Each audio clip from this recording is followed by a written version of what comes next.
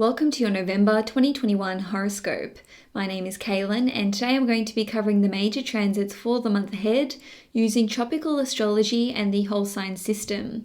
I strongly recommend that you watch your horoscope for your ascendant sign first and foremost because it will be the most accurate for you overall.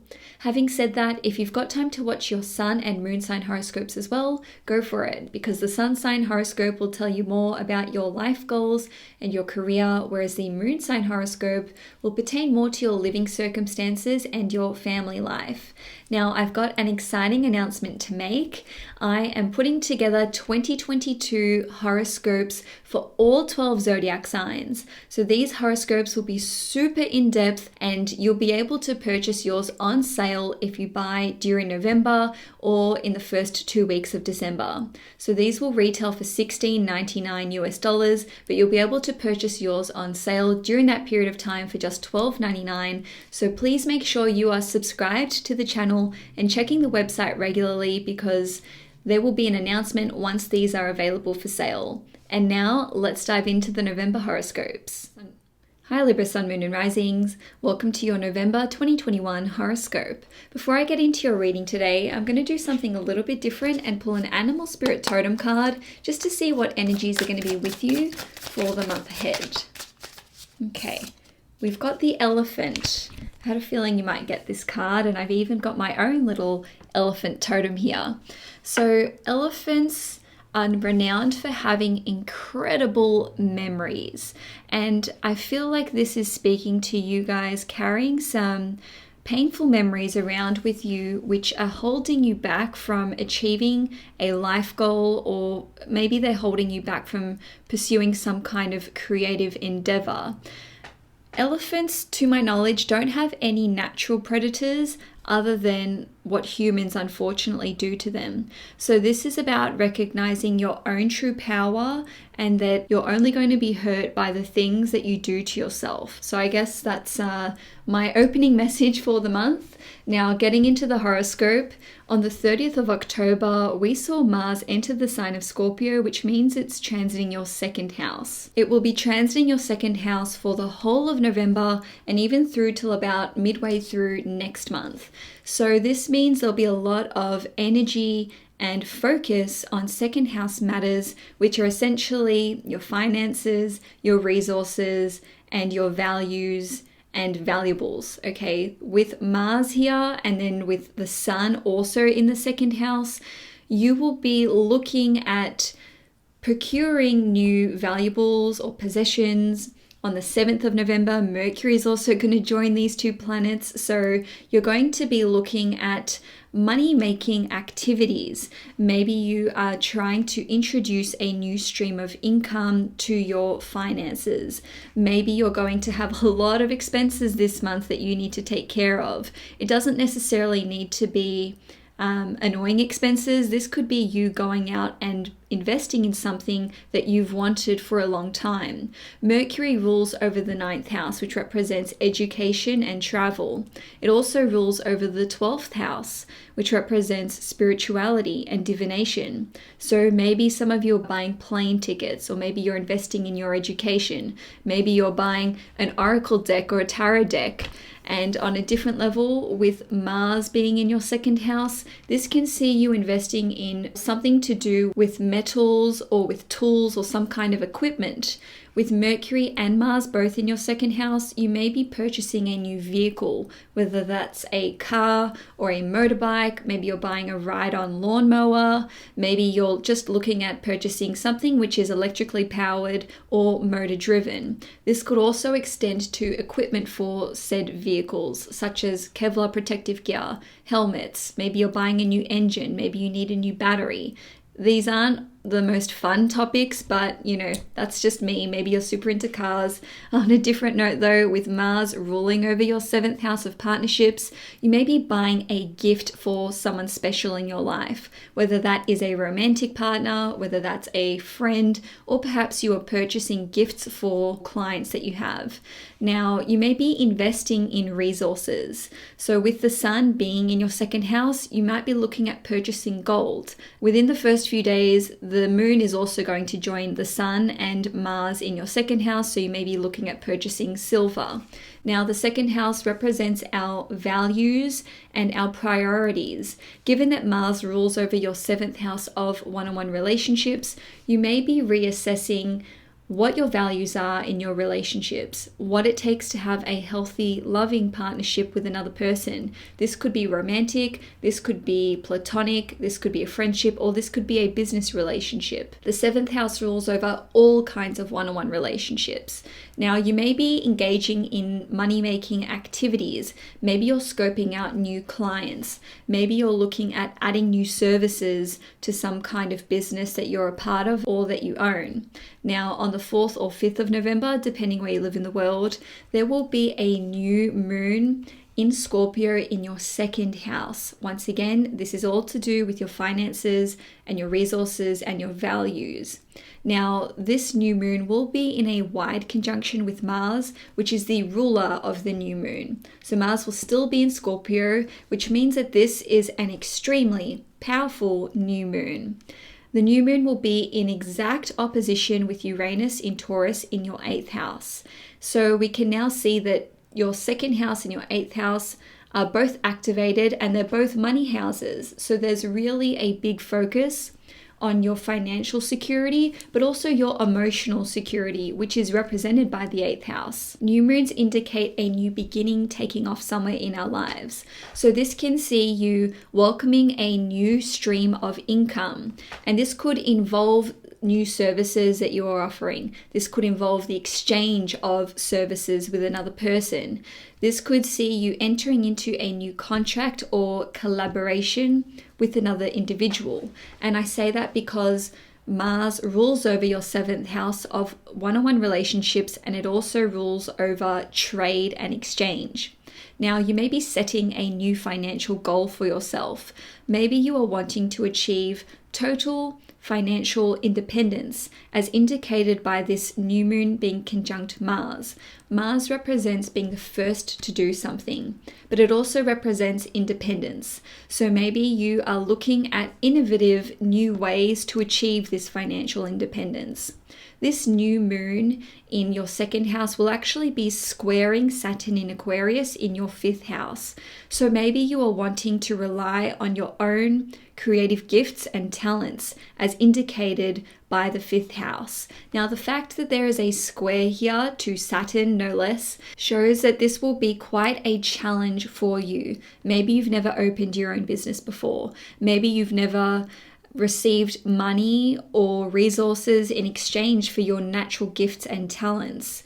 Maybe you are struggling with feelings of worthiness when it comes to receiving money or resources in exchange for these natural talents that you possess. Now, on a different level, with this square to Saturn in your 5th house, this new financial goal that you are setting may be motivated by you wanting to bring a child into the world, or perhaps you already have children that have certain needs which will require you to be earning a higher income. Now, on a different level, you could simply be having a sudden change in your tastes or in even the way that you dress. And I say that because the new moon is making this opposition to Uranus in Taurus. Uranus is the planet of sudden change. The 8th house is also referred to sometimes as the house of sudden reversals. Now, Uranus rules over your 5th house, which represents your confidence and it represents fashion. As we know, the 2nd house represents our taste in things or our wardrobe. So maybe you're doing a total 180 when it comes to how you dress or how you express yourself. Maybe this is about your taste in fashion. With this square to Saturn in your 5th house, maybe you're looking at more economical ways to support businesses which have sustainable fashion. Maybe you're cutting out fast fashion from what you normally purchase. Now, you may be saving up for some kind of material goal. Maybe there's a big expense that you've got coming up. Maybe you're saving up for a holiday, which would be shown by this square to the 5th house. Maybe you actually need to save up a deposit in order to be able to start your own business. Now, the 2nd house also represents what we eat. With Mars here, you may be cutting out certain foods from what you eat on the daily. Now, on the 10th of November, Mercury and Mars will form an exact conjunction in Scorpio in your second house. Mercury represents information and documentation and paperwork. Mars represents being the innovator or discovering something or being the first to do something. When we combine these two planets in the sign of Scorpio, which represents secrecy and things that are hidden, this can show that some of you Libras will be discovering some kind of hidden information or buried information. This could be related to old spiritual or religious texts, as represented by Mercury ruling over your 12th house. And this is also supported by Mercury ruling over your 9th house, which represents publications of an international nature or that pertain to religion or spirituality. Now, the second house is associated with one's family or with one's familial traditions. So perhaps you're discovering some lost information which pertains to your family traditions or to your ancestry. You can certainly be digging up information which has been lost in your family for years and years. Mercury rules over your 12th house, so this can see you basically accessing repressed memories, or you may even be having a past life regression. If that's something that you have always been interested in, this would be a really, really good time to pursue that. So once again, that date is the 10th of November. Now, the second house rules over your valuables and your possessions. So if there's some kind of valuable or heirloom which was passed on to you, you may find some kind of hidden entrapment. So if you have like a trinket box that you've been given, or even if you have a locket which you thought was sealed closed, you might be able to pry open this heirloom or this possession of yours and discover some kind of hidden information.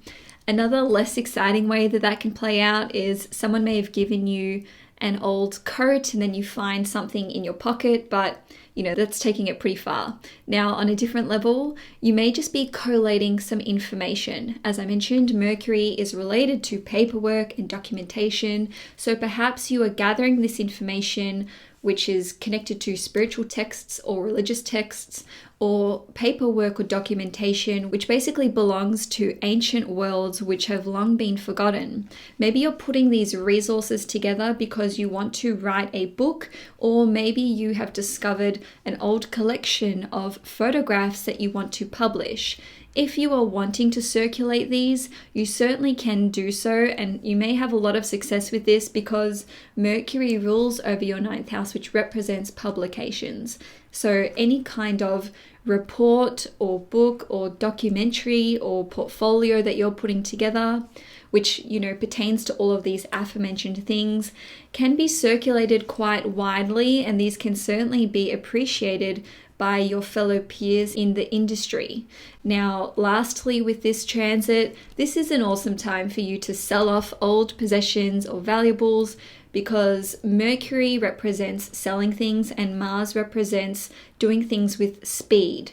Given that Mars rules over your second house of finances and resources, I see this as you being able to turn a profit really quickly. So if there's something that you've been trying to sell for quite a while, I would recommend changing your platform. So if you're trying to sell something on eBay, maybe you want to try selling it on Gumtree or some kind of marketplace which is different to something that you've tried before. And I'm saying this because Mercury and Mars together represents doing something in a new way and having success with it. So, go for it.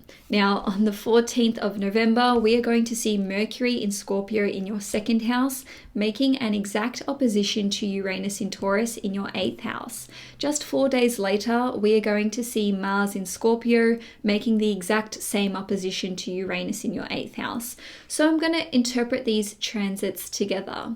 Now, I would say that the energy would be in effect from the 12th or the 13th of November through till about the 19th or the 20th of November. Now, this may slightly contradict what I said earlier, but I'm going to spell it out for you really clearly. Do be careful with your finances and resources, and also with your possessions and valuables. If you're wanting to just sell them yourself, that's a great idea. But if you're looking at an opportunity to invest your resources or your finances into something speculative, not a good idea. And I'm saying this because Uranus is a planet of sudden change and unexpected happenings, and it's in the house of sudden reversals. Also, I don't know if you can hear that siren in the background, but to me, that's like, okay, now you'll be able to hear it. That's total confirmation to what I'm saying. But anyway, Uranus is the planet of sudden change. It's in the house of sudden reversals. Uranus rules over your 5th house, which represents gambling and speculative investments. And Mercury rules over your 12th house of losses. So essentially, if you are investing in something which requires you to take a really big risk, I see the results of this as not being favorable. Now, Mars and Uranus and the sign of Scorpio on a mundane level are all connected to criminal activity. I'm not saying all Scorpios are criminals. What I'm saying is the combination of these planets together show that taking an unnecessary risk or investing large, lump sums of money may not work out in your favor. Hey, this is a general reading, so take this whichever way you want.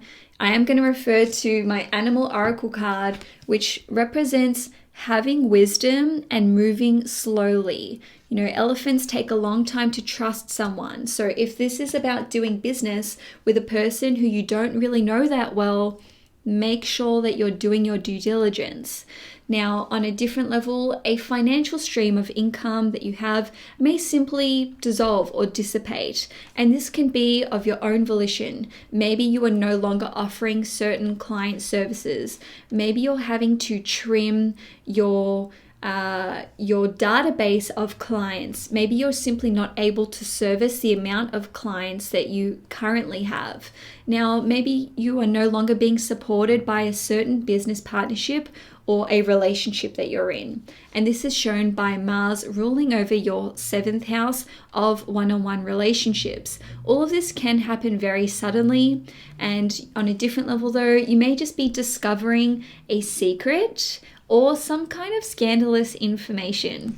And I'm saying this because Mercury represents information, Scorpio represents that which is hidden and secret, and the 8th house is also connected to secrecy and scandals. So if you've been doing some deep research as represented by Uranus in the 8th house, this shows that you can have a huge breakthrough. It doesn't need to be negative. This could just be buried information which is going to be beneficial to you in some way, especially if we are applying this to the new moon energy about introducing a new stream of financial income or gathering your resources to publish or produce some kind of body of work.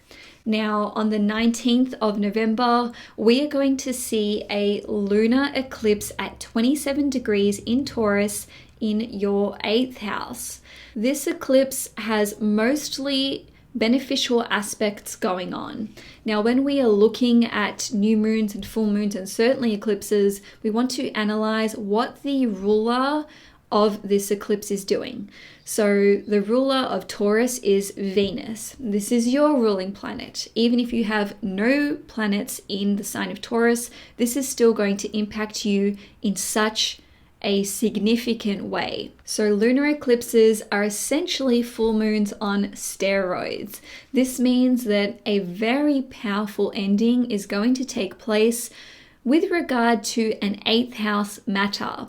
I'm going to run through a few different ways that this can play out for you, but essentially I see this as you having a psychological, a spiritual, and even a physical breakthrough. The 8th house represents things happening very abruptly or very suddenly. So because Venus, which is your ruling planet, is making an exact trine to Uranus in Taurus in your 8th house, this shows that you're able to be liberated from some kind of psychological issue which has been holding you back.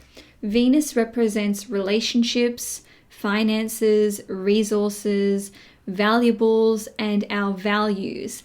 In the sign of Capricorn, this represents where we've been experiencing rigidity, control and dominance. So with Venus in Capricorn, maybe you have felt restricted in certain relationships. Maybe parental figures or family figures in your life have made it very clear that if you put one toe out of line, the repercussions are going to be quite dire. Capricorn as an archetype represents punishment, and it represents having total control. Now, because Venus, which is effectively you in this scenario, is trining Uranus, the planet of liberation and freedom and rebellion, this sees you breaking free from this psychological hold that your upbringing has had on you. The moon in Taurus is actually going to be making a trine to Pluto in Capricorn in your 4th house. Trines are harmonious, beneficial aspects, and Pluto is the planet of death and then rebirth. So I see this as you putting certain issues to bed which you experienced within your upbringing. Now, this could be issues that you have with your parents or with a member of your family. It could be with a grandparent, given that we're dealing with the sign of Capricorn here, which represents elderly figures. Now, it doesn't need to be that though. Maybe you're coming to terms with the fact that you were raised in a foster home, or that you went to boarding school, or that you were in an orphanage, or that you had step parents, or maybe you don't have a relationship with one or both of your parents. Whatever fractured relationships you have within the umbrella term of family, these can be healed, purged, forgiven, and renewed. You certainly don't have to make up or actually forgive any of these figures. It's more about you coming to peace with your upbringing or with some kind of trauma that you may have experienced in your life. Now, on a different level, this full moon eclipse in your 8th house can see you experiencing deep and profound healing, even if it's unrelated to your upbringing. And that is because the 8th house represents emotional security. So having this eclipse here shows that you are finally achieving healing at a very deep level. And this could be spiritual, this could be emotional, this could be energetic, or even physical. Now, you may experience this via your own spiritual practices or esoteric practices, such as chakra healing, meditation, or even investigating or doing research into your natal birth chart. On a different level, this could see you having a session with a Reiki practitioner or with some kind of doctor or healer. Maybe you are actually undergoing surgery, which is also represented by the 8th house. Now, something to really hone into when analyzing this full moon eclipse in your 8th house is that you can totally release fears and subconscious blockages. And this can see you actually coming out the other side of the dark night of the soul and being reborn once again. And this is especially shown by the moon trining Pluto in Capricorn in your 4th house. The only harsh aspect that I see with this particular full moon eclipse is that the moon is squaring Jupiter in Aquarius in your 5th house. Jupiter represents expansion and growth, and the fact that it is in your 5th house represents you choosing your own sense of joy and freedom, which is representative of the planet Jupiter, at the expense of someone else. And that is because Jupiter rules over your 6th house, which represents conflict, and it rules over your 3rd house, which represents siblings, relatives, and friendships. So maybe this release of some kind of subconscious fear or this removal of a blockage is indicating that you are now able to choose yourself first and choose your happiness first. And maybe there are people in your life who are simply not used to you putting yourself first. Lastly, I just want to say that the elephant card reminds me of Ganesha, which represents the removal of obstacles and blockages. So I do see this as being a deeply and profoundly healing full moon lunar eclipse for you. And so Libra, that's all I have for you for November 2021. If you enjoyed this horoscope, please give it a thumbs up. If you'd like to see more content on this channel, please hit the subscribe button. Enjoy your month ahead and take care.